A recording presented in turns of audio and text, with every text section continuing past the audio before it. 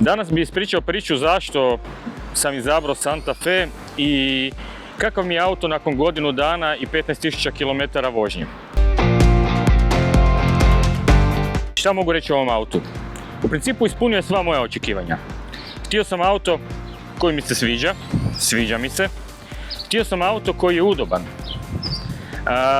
Ono s čime su me dobili su me sa sjedalima koja su fantastična. Pa evo, pokazao bi ono što mi je najveći užitak, a to je ta sjedala koja mogu zbilja ponuditi jako puno. I možete dobiti apsolutno sve od sjedala, namjestiti ga na koju poziciju hoćete, automatski se namješta, znači kada uđete imate sevane pozicije i prema toj poziciji će vam se namjestiti sjedalo. Volan se naravno namješta isto na strujicu, fino, imate gumbek, evo ga tu je, namještate volan, gore dolje. Imate prekrasan displej, evo ga sad kad ga upalimo, imate baš super displej. Pustimo malo muzike, mislim neće se na reprodukciji čuti koliko je to dobro, ali zbilja ima jako dobru.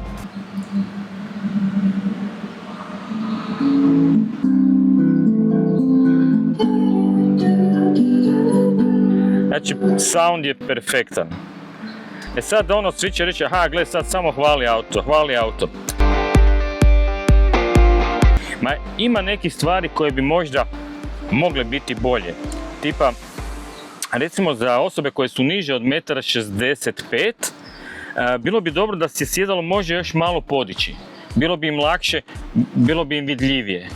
Znači, ima prostora, mogu se pomaknuti naprijed, ali baš za osoba recimo 1,60 m ispod toga je malo teže, znači za žene koje su niže je malo teža vidljivost iz auta. Što se drugog tiče, dobro je posložen auto. Ono što je meni bilo važno, kako sam kupovao auto koji svaki drugi prije sa metrom. Došao sam sa metrom i mjerio sam da li meni stane moja windsurfing oprema, koliko meni toga stane. Auto ima 7 sjedala, što se ovdje lijepo vidi iz priloženog, i ulazak unutra na ta sjedala je vrlo lak. Sjedala kližu, pomiču se, možete dobiti prostornost koju želite. Da li želite prostornost srednjeg reda, prostornost zadnjeg reda. S druge strane, kada želite voziti više nekakve opreme, recimo kao što ja želim, onda dobijate ogroman prtljažnik, ali zbilja ogroman.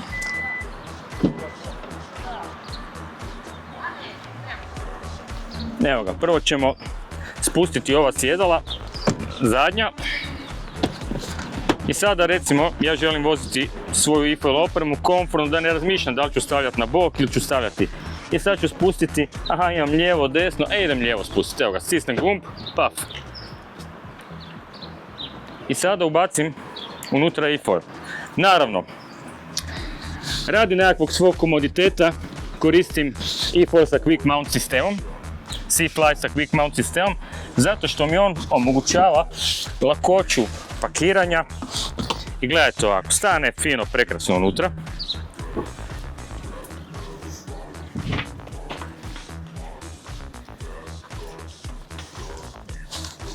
Krilo.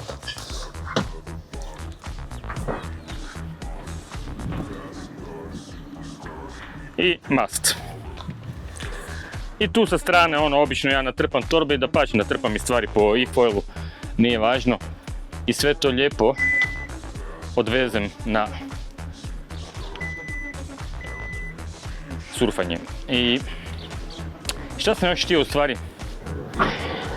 reći o ovom autu? Što se tiče potrošnje, ono što je interesantno, znači to je plug-in hibrid. On ima autonomiju 50 km. Hajde, možda bi više volio da ima 100 km. pa bi onda kad idem recimo do Krapinskih Toplica i nazad izvozio u jednom šusu, znači sa jednom baterijom bi izvozio i tamo i nazad. Ovako moram tamo puniti ako hoću se voziti na bateriju. Ali s druge strane, ako gledamo konkretno, recimo sada idemo vidjeti potrošnju, šta je on potrošio, šta je on trošio. Znači, evo ga. On je znači u prosjeku trošio 5,2 litre. Ajmo reći da 70% vožnji je izvan grada, samo 30% je u gradu od te kilometraže, od 15.600 km. Znači samo je 30% gradske vožnje, 70% van gradske. I prosjek je u stvari dobar, 5,2 litre, ja sam zadovoljan. Auto lijepo vuče, znači ima dobro ubrzanje, s njim vučem i kamp prikolicu i na svemu tome auto radi savršeno. Tako da, auto je moja osobna preporuka. Ne znam šta bi više lijepo rekao o njemu.